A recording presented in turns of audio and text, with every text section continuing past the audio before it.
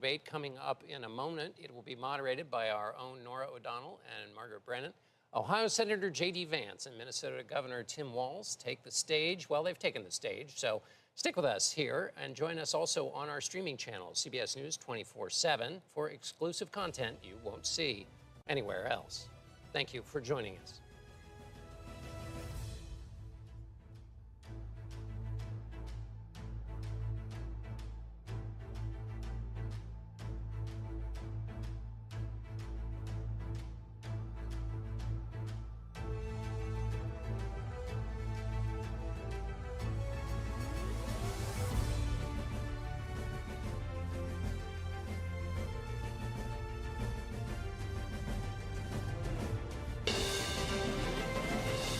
Tonight, with just over a month to go until Election Day, the first and only meeting between the two men who hope to become Vice President of the United States, Democratic Governor Tim Walz of Minnesota and Republican Senator J.D. Vance of Ohio. Now, this is likely the final debate of this election cycle, and voting is already underway in 20 states. CBS News polling shows this remains a race either presidential candidate could win. The CBS News vice presidential debate starts now. Fight for every single vote, and we're going to take this country back. And we are ready to continue to build the future together. We're going to turn this presidential debate. We want to welcome our viewers on CBS, on other networks here in the U.S. and around the world. We have a consequential night ahead, and our focus is the issues that matter to you, the voter. Let's introduce the candidates. Minnesota's Democratic Governor Tim Walz and Ohio's Republican Senator J.D. Vance, tonight meeting for the first time.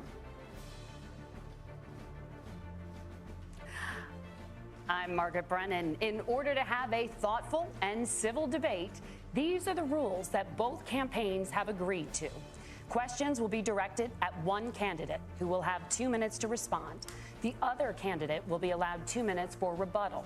Then each candidate will get another minute to make further points, with an additional 1 minute each at the discretion of the moderator.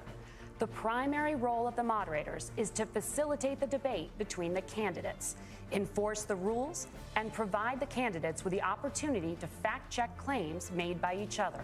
CBS News reserves the right to mute the candidates' microphones to maintain decorum. We have not shared the questions or topics with the campaigns. The stage is set. Governor, Senator, thank you for joining us. Let's get started. Tonight, our country is facing several unfolding crises. The Middle East is on the brink of war. Americans are suffering from the catastrophic impact of Hurricane Helene. And now a labor strike as 25,000 dock workers from Maine to Texas are picketing. We're going to begin tonight with the Middle East. Margaret. Thank you, Nora. Earlier today, Iran launched its largest attack yet on Israel, but that attack failed, thanks to joint U.S. and Israeli defensive action. President Biden has deployed more than 40,000 U.S. military personnel and assets to that region over the past year to try to prevent a regional war. Iran is weakened, but the U.S. still considers it the largest state sponsor of terrorism in the world, and it has drastically reduced the time it would take to develop a nuclear weapon. It is down now to 1 or 2 weeks' time. Governor Walz, if you were the final voice in the Situation Room, would you support or oppose a preemptive strike by Israel on Iran? You have 2 minutes. Well, thank you, and thank you for those joining at home tonight. Let's keep in mind where this started. October 7th, Hamas terrorists massacred over 1,400 Israelis and took prisoners. Israel's ability to be able to defend itself is absolutely fundamental. Getting its hostages back, fundamental, and ending the humanitarian crisis in Gaza. But the expansion of Israel and its proxies is an absolute fundamental necessity for the United States to have the steady leadership there. You saw it experienced today, where along with our Israeli partners and our coalition, able to stop the incoming attack. But what's fundamental here is that steady leadership is going to matter. It's clear, and the world saw it on that debate stage a few weeks ago, nearly 80 nowhere near the White House. Now, the person closest to them, Donald Trump, said he's unfit for the highest office. That was Senator Vance. What we've seen out of Vice President Harris is we've seen steady leadership. We've seen a calmness that is able to draw on the coalitions to bring them together, understanding that our allies matter. When our allies see Donald Trump turn towards Vladimir Putin, turn towards North Korea, when we start to see that type of fickleness around holding the coalitions together, we will stay committed. And as the Vice President said today we will protect our forces and our allied forces, and there will be consequences.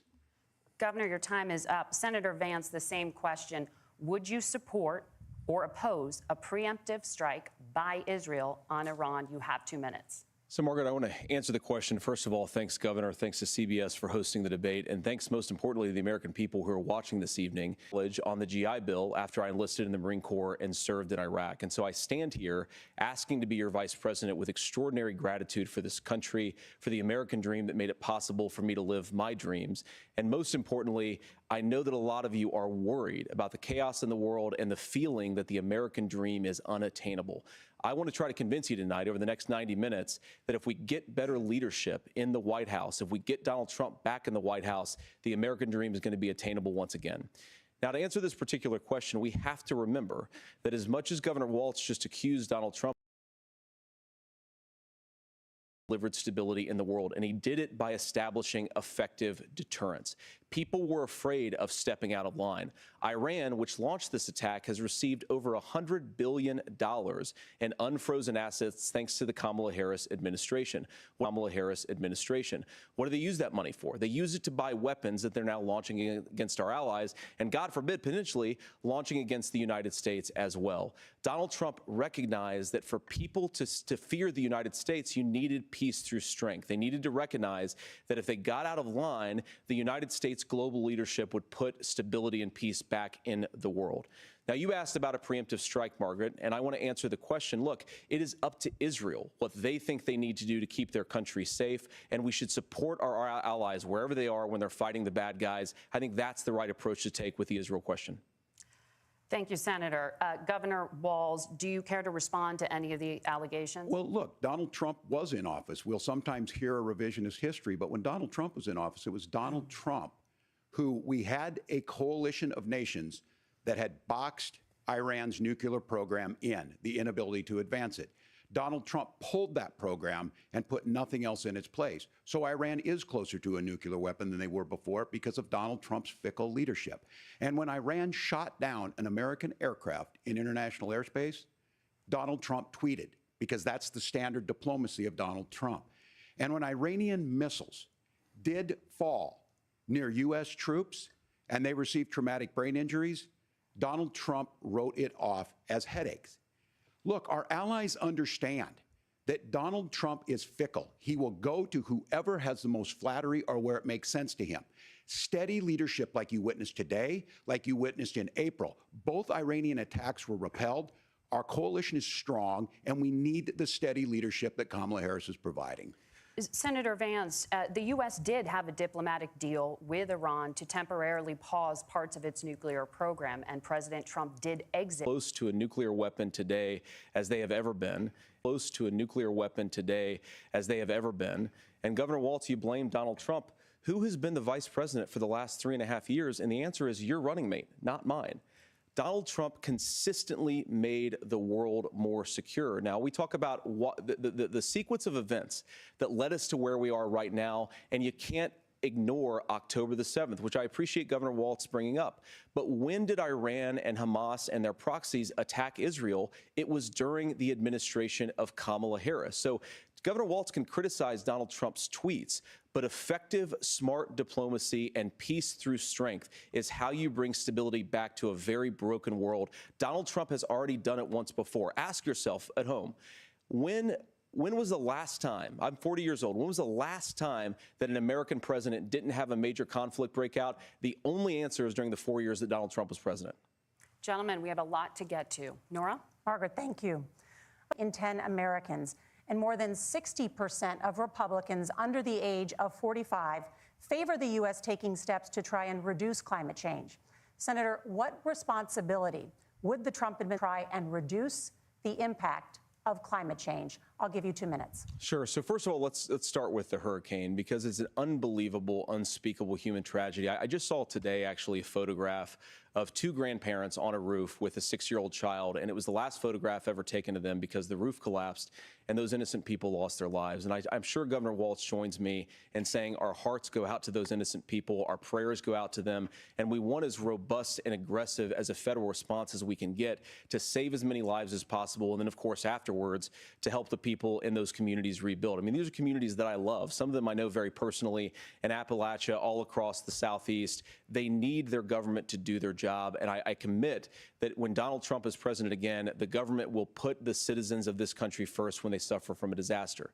Now, Nora, you asked about climate change. I think this is a very important issue. Look, a lot of people are justifiably worried about all these crazy weather patterns. I think it's important for us, first of all, to say Donald Trump and I support clean air, clean water. We want the environment to be cleaner and safer. But one of the things that I've noticed some of our Democratic friends talking a lot about is a concern about carbon emissions, this idea that carbon emissions drives all of the climate. American manufacturing as possible, and you'd want to produce as much energy as possible in the United States of America because we're the cleanest economy in the entire world.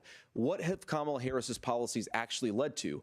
More energy production in China, more manufacturing overseas, more doing business in some of the dirtiest parts of the entire world. And when I say that, I mean the amount of carbon emissions they're doing per unit of economic output. So if we actually care about getting cleaner air and cleaner water, the best thing to do is to double down and invest in American workers and the American people. And unfortunately, Kamala Harris has done exactly the opposite.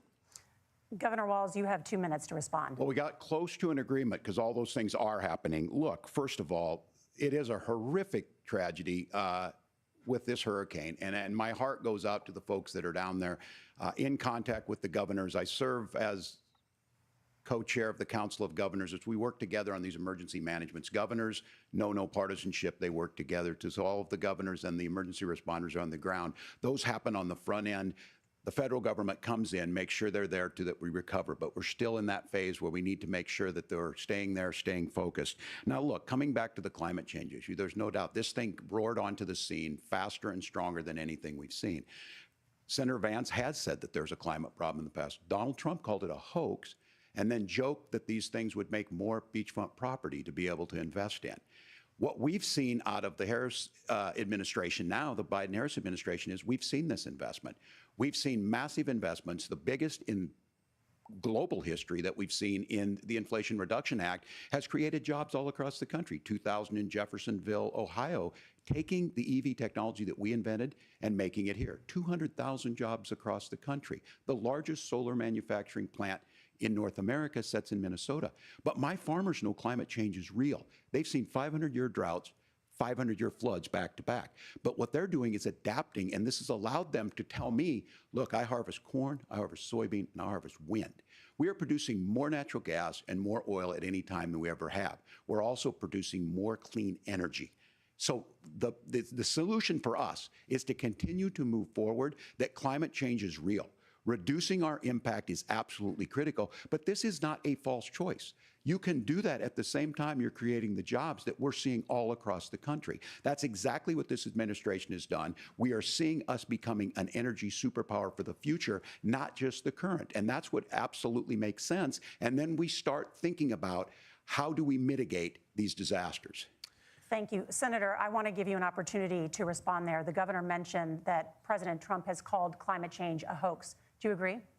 Well, look, what the president has said is that if the Democrats, in particular Kamala Harris and her leadership, if they really believe that climate change is serious, what they would be doing is more manufacturing and more energy production in the United States of America, and that's not what they're doing. So clearly, Kamala Harris herself doesn't believe her own rhetoric on this. If she did, she would actually agree with Donald Trump's energy policies. Now, something Governor Walz said I think is important to touch upon, because when we talk about clean energy, I think that's a slogan that often the Democrats Democrats will use here. And I'm talking, of course, about the Democratic leadership. And the real issue is that if you're spending hundreds of millions or even billions of dollars of American taxpayer money on solar panels that are made in China, number one, you're going to make the economy dirtier. We should be making more of those solar panels here in the United States of America. Some of them are, Tim, but a lot of them are being made overseas in China, especially the components that go into those solar panels. So if you really want to make the environment cleaner, you've got to invest in more energy production. We haven't built a nuclear facility, I think, one in the past 40 years. Senator. Natural gas, we got to invest. That's raised energy prices and also meant. Governor, would you like to respond? Well, look, we're producing more natural gas than we ever have. No, and like I said again, these are not liberal folks. These are not folks that are Green New Deal. 1 year, massive flooding the next year. They understand that it makes sense. Look, our #1 export cannot be topsoil from erosion from these massive storms. We saw it in Minnesota this summer. And thinking about how do we respond to that, we're thinking ahead on this. And what Kamala Harris has been able to do in Minnesota, we're starting to weatherproof some of these things. The infrastructure law that was passed allows us to think about mitigation in the future. How do we make sure that we're protecting by burying our power lines? How do we make sure that we're protecting lakefronts and things that... Thank you, Nora. We're going to turn now to immigration. The crisis at the U.S.-Mexico border consistently ranks as one of the top issues for about deportations, we have to stop the bleeding. We have a historic immigration crisis because Kamala Harris started and said that she wanted to undo all of Donald Trump's border policies. 94 executive orders suspending deportations, decriminalizing illegal aliens, massively increasing the asylum fraud that exists in our system. That has opened the floodgates. And what it's meant is that a lot of fentanyl is coming into our country.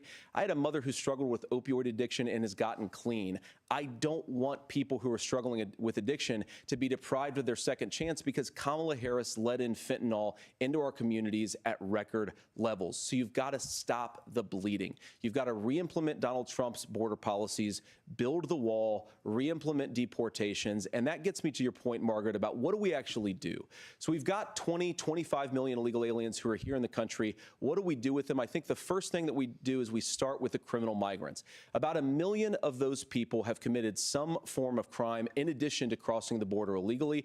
I think you start with deportations on those folks. And then I think you make it harder for illegal aliens to undercut the wages of American workers. A lot of people will go home if they can't work for less than minimum wage in our own country. And by the way, that'll be really good for our workers who just want to earn a fair wage for doing a good day's work. And the final point, Margaret, is you ask about family separation. Right now in this country, Margaret, we have 320,000 children that the Department of Homeland Security has effectively lost. Some of them have been sex trafficked. Some of them hopefully are at homes with their families. Some of them have been used as drug trafficking mules. The real family separation policy in this country is unfortunately Kamala Harris's wide open southern border. And I'd ask my fellow Americans to remember when she came into office, she said she was going to do this. Real leadership would be saying, you know what, I screwed up. We're going to go back to Donald Trump's border policies. I wish that she would do that. It would be good for all of us. Governor, do you care to respond to any of those specific allegations, including that the vice president is, quote, letting in fentanyl and using kids as drug mules, among other things regarding children? The drug mule is not true, but I will say about the fentanyl, because this is a crisis of this, the opioid crisis. And the good news on this is the last 12 months saw the largest decrease in opioid deaths in our nation's history. 30% decrease in Ohio, but there's still more work to do. But let's go back to this on immigration. Kamala Harris was the Attorney General of the largest state and a border state in California. She's the only person in this race who prosecuted transnational gangs for human trafficking and drug interventions. But look, we all want to solve this. Most of us want to solve this, and that is the United States Congress. That's the Border Patrol agents. That's the Chamber of Commerce. That's most Americans out here. That's why we had the fairest and the toughest bill on immigration that this nation's seen. It was crafted by a conservative senator from Oklahoma, James Lankford. I know him. He's super conservative, but he's a man of principle, wants to get it done. Democrats and Republicans worked on this piece of legislation. The Border Patrol said, this is what we need in here. These are the experts. And the Chamber of Commerce and the Wall Street Journal said, pass this thing. Kamala Harris helped get there. 1,500 new border agents, detection for drugs, DOJ money to speed up these the adjudications on this, just what America wants. But as soon as I was getting ready to pass and actually tackle this, Donald Trump said no, told them to vote against it because it gives him a campaign issue. It gives him to, what would Donald Trump talk about if we actually did some of these things? And they need to be done by the legislature. You can't just do this through the executive branch. So look, we have the options to do this. Donald Trump had 4 years. He had 4 years to do this. And he promised you, America, how easy it would be. I'll build you a big, beautiful wall, and Mexico will pay for it. Less than 2% of that wall got built, and Mexico didn't pay a dime. But here we are again, 9 years after he came down that escalator, dehumanizing people and telling them what he was going to do. As far as the deportation plan, at one point, Senator Vance said it was so unworkable to be laughable. So that's where we're at. Pass the bill, she'll sign it. Governor, your time is up. Senator, the question was, will you separate parents from their children, even if their kids are U.S. citizens? You have 1 minute. Margaret, my point is that we already have massive child separations thanks to Kamala Harris's open border. And I didn't accuse Kamala Harris of inviting drug mules. I said that she enabled the Mexican drug cartels to operate freely in this country. And we know that they use children as drug mules, and it is a disgrace, and it has to stop. Look, I think what Tim said just doesn't pass the smell test. For 3 years, Kamala Harris went out bragging that she was going to undo Donald Trump's border policy. She did exactly that. We had a record number of illegal crossings. We had a record number of fentanyl coming into our country. And now that she's running for president, or a few months before, she says that somehow she got religion and cared a lot about a piece of legislation. The only thing that she did when she became the vice president, when she became the appointed border czar, was to undo 94 Donald Trump executive actions that opened the border. This problem is leading to massive problems in the United States of America. Parents who can't afford health care, schools that are overwhelmed. It's got to stop, and it will when Donald Trump is president again. Senator, your time is up. Governor, what about our CBS News polling, which does show that a majority of Americans, more than 50%, support mass deportations? Look, we fix this issue with a bill that is necessary, but the issue on this is what happens when you don't want to solve it. You demonize it. And we saw this, and Senator Vance, and it surprises me on this, talking about and saying, I will create stories to bring attention to this. That vilified a large number of people who were here legally in the community of Springfield. The Republican governor said, it's not true, don't do it. There's consequences for this. There's consequences. We could come together. Senator Langford did it. We could come together and solve this if we didn't let Donald Trump continue to make it an issue. And the consequences in Springfield were the governor had to send state law enforcement to escort kindergartners to school. I believe Senator Vance wants to solve this, but by standing with Donald Trump and not working together to find a solution, it becomes a talking point. And when it becomes a talking point like this, we dehumanize and villainize other human beings. Tim, Governor, your time is up. Senator, I'll give you 1 minute, but let me just ask you the question first.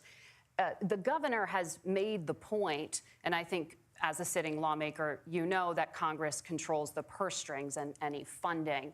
So you have said repeatedly that Donald Trump would, through executive action, solve this. Do you disagree that Congress controls the purse strings and would need to support many of the changes that you would actually want to implement? You have 1 minute. Look, Margaret, first of all, the gross majority of what we need to do at the southern border is just empowering law enforcement to do their job. I've been to the southern border more than our border czar, Kamala Harris, has been, and it's actually heartbreaking because the Border Patrol agents, they just want to be empowered to do their job. Of course, additional resources would help, but most of this is about the president and the vice president empowering our law enforcement to say, if you try to come across the border illegally, you've got to stay in Mexico, you've got to go back through proper channels.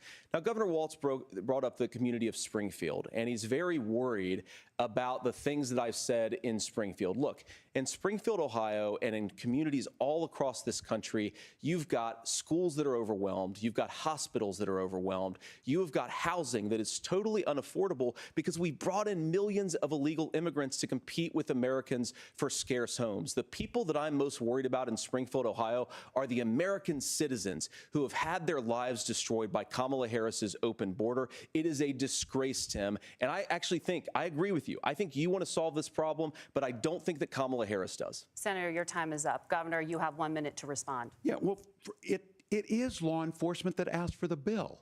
They helped craft it. They're the ones that supported it. That's because they know we need to do this. Look, this issue of continuing to bring this up, of not dealing with it, of blaming migrants for everything. On housing, we could talk a little bit about Wall Street speculators buying up housing and making them less affordable, but it becomes a blame.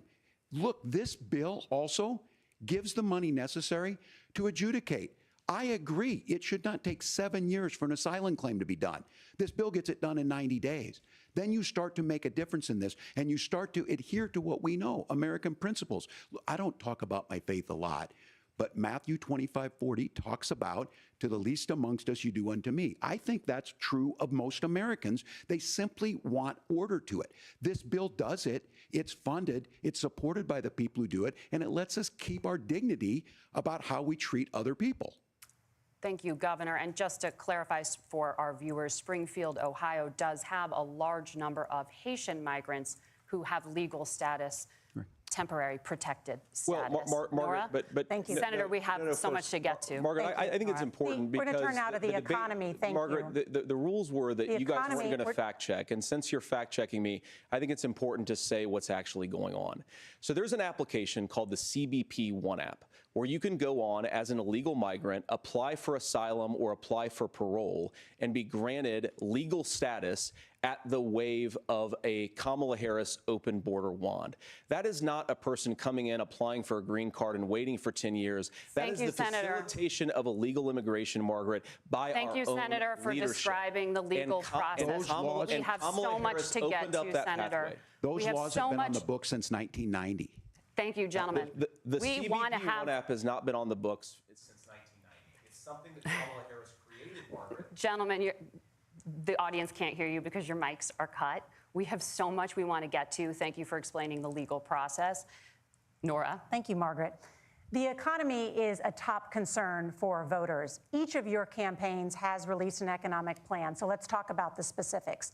Governor Walz, Vice President Harris unveiled a plan that includes billions in tax credits for manufacturing, housing, and a renewed. And it's good. It's healthy. That's what this is supposed to happen.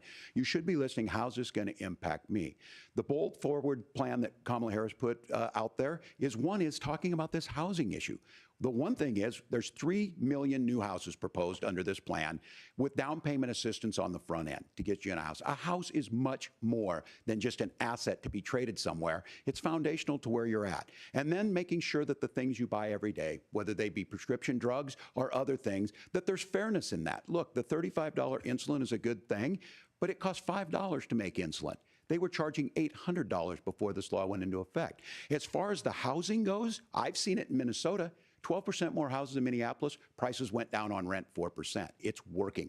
And then making sure tax cuts go to the middle class. $6,000 child tax credit, we have one in Minnesota, reduces childhood poverty by 1/3. We save money in the long run, and we do the right thing for families. And then getting businesses off the ground. The law as it stands right now is $5,000 tax credit for small business, increasing that to $50,000. Now, this is a philosophical difference between us. Donald Trump made a promise, and I'll give you this, he kept it. He took folks to Mar-a-Lago, said, you're rich as hell, I'm gonna give you a tax cut. He gave the tax cuts that predominantly went to the top class. What happened there was an $8 trillion increase in the national debt, the largest ever. Now he's proposing a 20% consumption or sales tax on everything we bring in.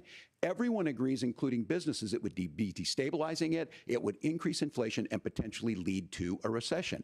Look, this is simple for you. Where are we going? Kamala Harris has said to do the things she wants to do, we'll just ask the wealthiest to pay their fair share. When you do that, our system works best, more people are participating in it, and folks have the things that they need.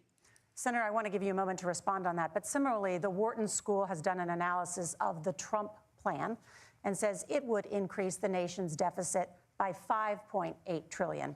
My question is the same for you. How do you pay for all that without ballooning the deficit? I'll give you 2 minutes. Well, first of all, you're going to hear a lot from Tim Walz this evening, and you just heard it in the answer, a lot of what Kamala Harris proposes to do. And some of it, I'll be honest with you, it even sounds pretty good. Here's what you won't hear, is that Kamala Harris has already done it. because she's been the vice president for 3.5 years. She had the opportunity to enact all of these great policies, and what she's actually done instead is drive the cost of Donald food Trump higher attended 25%, the Wharton drive School. the cost of housing higher by about 60%, open the American southern border, and make middle-class life unaffordable for a large number of Americans. If Kamala Harris has such great plans for how to address middle-class problems, then she ought to do them now, not when asking for a promotion, but in the job the American people gave her 3.5 years ago. And the fact that she isn't tells you a lot about how much you can trust her actual plans. Now, Donald Trump's economic plan is not just a plan, but it's also a record. And they have PhDs, but they don't have common sense and they don't have wisdom, because Donald Trump's economic policies delivered the highest take-home pay in a generation in this country, 1.5% inflation, and to boot, peace and security all over the world. So when people say that Donald Trump's economic plan doesn't make sense, I say look at the record. He delivered rising take-home pay for American workers. Now, Tim admirably admits that they want to undo the Trump tax cuts. But if you look at what was so different about Donald Trump's tax cuts, even from previous Republican tax cut plans, is that a lot of those resources went to giving more take-home pay to middle-class and working-class Americans. It was passed in 2017, and you saw an American economic boom unlike we've seen in a generation in this country. That is a record that I'm proud to run on, and we're going to get back to that common sense wisdom so that you can afford to live the American dream again. I know a lot of you are struggling. I know a lot of you are worried about paying the bills. It's going to stop when Donald Trump brings back common sense to this country. Governor, do you want to respond to that? What has Kamala Harris done for the middle class? Yeah, well, Kamala Harris's day one was Donald Trump's failure on COVID that led to the collapse of our economy. We were already before COVID in a manufacturing recession, but 10 million people out of work, largest percentage since the Great Depression. They came ready. Jobs closed on that. That was day one. Whether it was the Infrastructure Act or other things we moved. Now, you made a question about experts, said this. I've made a note of this. Economists can't be trusted. Science can't be trusted. National security folks can't be trusted. Look, if you're going to be president, you don't have all the answers. Donald Trump believes he does. My pro tip of the day is this. If you need heart surgery, listen to the people at the Mayo Clinic in Rochester, Minnesota, not Donald Trump. And the same thing goes with this. And I ask you out there. He loves Minnesota, this dude. He's in Minnesota. How is it fair that you're paying your taxes every year and Donald Trump hasn't paid any federal tax in the last 15 years? And the last year as president. That's what's wrong with the system. There's a way around it, and he's bragged about that. We're just asking for fairness in it, and that's all you want. You have a minute. Governor, you say trust the experts, but those same experts for 40 years said that if we shipped our manufacturing base off to China, we'd get cheaper goods. They lied about that. They said if we shipped our industrial base off to other countries, Mexico and elsewhere, it would make the middle class stronger. They were wrong about that. They were wrong about the idea that if we made America less self-reliant, less... Those are Reaganomics you're talking about, Chuckle Duck. ...somehow make us better off, and they were wrong about it. And for the first time in a generation, Donald Trump had the wisdom and the courage to say to that bipartisan consensus, we're not doing it anymore. We're bringing American manufacturing back. We're unleashing American energy. We're going to make more of our own stuff. And this isn't just an economic issue. And I've got 3 beautiful little kids at home, 7, 4, and 2. And I love them very much, and I hope they're in bed right now. But look, so many of the drugs, the pharmaceuticals that we put in the bodies of our children are manufactured by nations that hate us. This has to stop. And we're not going to stop it by listening to experts. We're going to stop it by listening to common sense wisdom, which is what Donald Trump governed on. Senator, your time is up. Governor Walz, can you address that? I mean, voters say they trust Donald Trump on the economy more. Why? If you're listening tonight and you want billionaires to get tax cuts, you heard what the numbers were. Look, I'm a union guy on this. I'm not a guy who wanted to ship things overseas, but I understand that, look, we produce soybeans and corn. We need to have fair trading partners. That's something that we believe in. I think the thing that most concerns me on this is Donald Trump was the guy who created the largest trade deficit in American history with China. So the rhetoric is good. Much of what the senator said right there, I'm in agreement with him on this. I watched it happen too. I watched it to my communities, and we talked about that. But we had people undercutting the right to collectively bargain. We had right to work states made it more difficult. We had companies that were willing to ship it over, and we saw people profit. Folks that folks that are venture capital in some cases, putting money into companies that were overseas. We're in agreement that we bring those home. The issue is Donald Trump is talking about it. Kamala Harris has a record, 250,000 more manufacturing jobs just out of the IRA. May I respond to that? Yes. So appreciate that. So if you notice, what Governor Walz just did is he said, first of all, Donald Trump has to listen to the experts. And then when he acknowledged that the experts screwed up, he said, well, Donald Trump didn't do nearly as good of a job as the statistics show that he did. So what Tim Walz is doing, and I honestly, Tim, I think you got a tough job here, because you've got to play whack-a-mole. You've got to pretend that Donald Trump didn't deliver rising take-home pay, which of course he did. You've got to pretend that Donald Trump didn't deliver lower inflation, which of course he did, and then you simultaneously got to defend Kamala Harris's atrocious economic record, which has made gas, groceries, and housing unaffordable for American citizens. I was raised by a woman who would sometimes go into medical debt so that she could put food on the table in our household. I know what it's like to not be able to afford the things that you need to afford. We can do so much better. To all of you watching, we can get back to an America that's affordable again. We just got to get back to common sense economic principles. I hope we have a conversation on health care then. Senator, Governor. Please. Thank you. Margaret?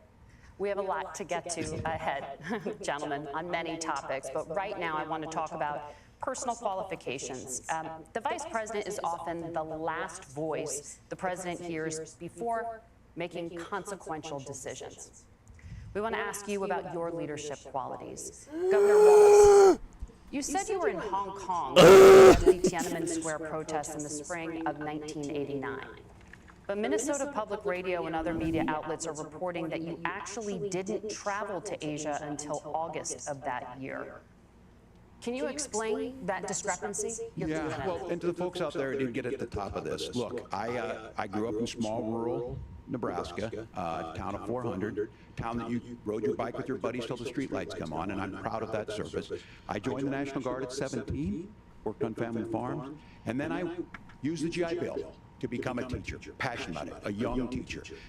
My first year out, I got the opportunity in the summer of '89 to travel to China. 35 years ago, be able to do that. I came back home and then started a program to take young people there. We would take basketball teams, we would take baseball teams, we would take dancers, and we would go back and forth to China. The issue for that was to try and learn. Now look, my community knows who I am. They saw where I was at.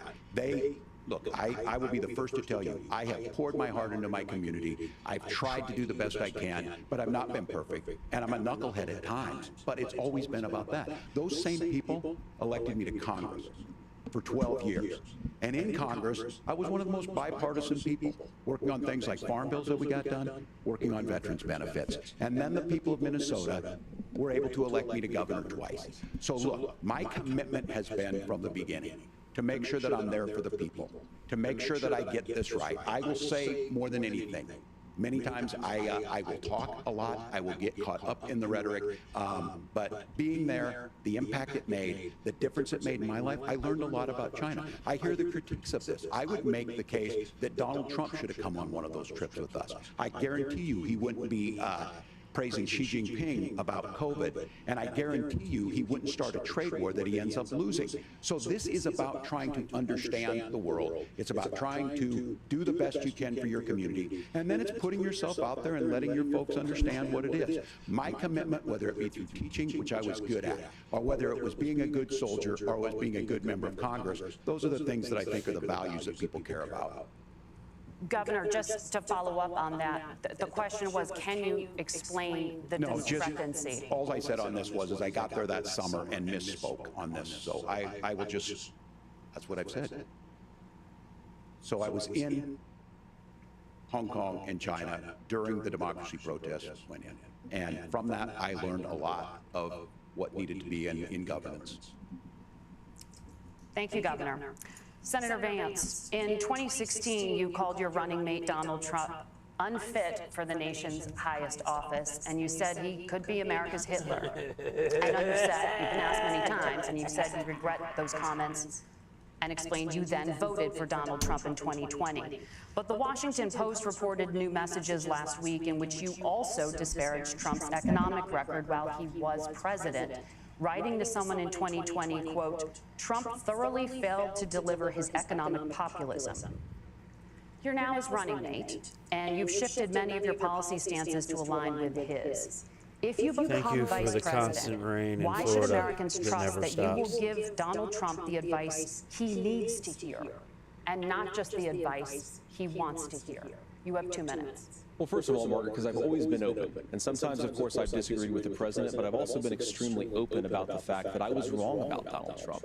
I was wrong, first of all, because I believed some of the media stories that turned out to be dishonest fabrications of his record. But most importantly, Donald Trump delivered for the American people. Rising wages, rising take-home pay, an economy that worked for normal Americans, a secure southern border, a lot of things, frankly, that I didn't think he'd be able to deliver on. And yeah, when you screw up, when you misspeak, when you get something wrong and you change your mind, you ought to be honest with the American people about it. It's one of the reasons, Margaret, why I've done so many interviews is because I think it's important to actually explain to the American people where I come down on the issues and what changed. Now, you pointed out to messages from 2020. Margaret, I've been extremely consistent that I think there were a lot of things that we could have done better in the Trump administration the first round if Congress was doing its job. I strongly believe, and I've been a United States Senator, that Congress is not just a high-class debating society. It's not just a forum for senators and congressmen to whine about problems. It's a forum to govern. So there were a lot of things on the border, on tariffs, for example, where I think that we could have done so much more if the Republican Congress and the Democrats in Congress had been a little bit better about how they govern the country. They were so obsessed with impeaching Donald Trump, they couldn't actually govern. And I want to talk about this tariff issue in particular, Margaret, because Tim just accused this of being a national sales tax. Look, the one thing, and you're probably surprised to hear me praising Joe Biden, but the one thing that Joe Biden did is he continued some of the Trump tariffs that protected American manufacturing jobs. And it's the one issue, the most pro-worker part of the Biden administration, it's the one issue where Kamala Harris has run away from Joe Biden's record. Think about this. If you're trying to employ slave laborers in China at $3 a day, you're going to do that and undercut the wages of American workers unless our country stands up for itself and says you're not accessing our markets unless you're paying middle-class Americans a fair wage. Senator, your time. What the bill says, but look, this issue is what's on everyone's mind. Donald Trump put this all into motion.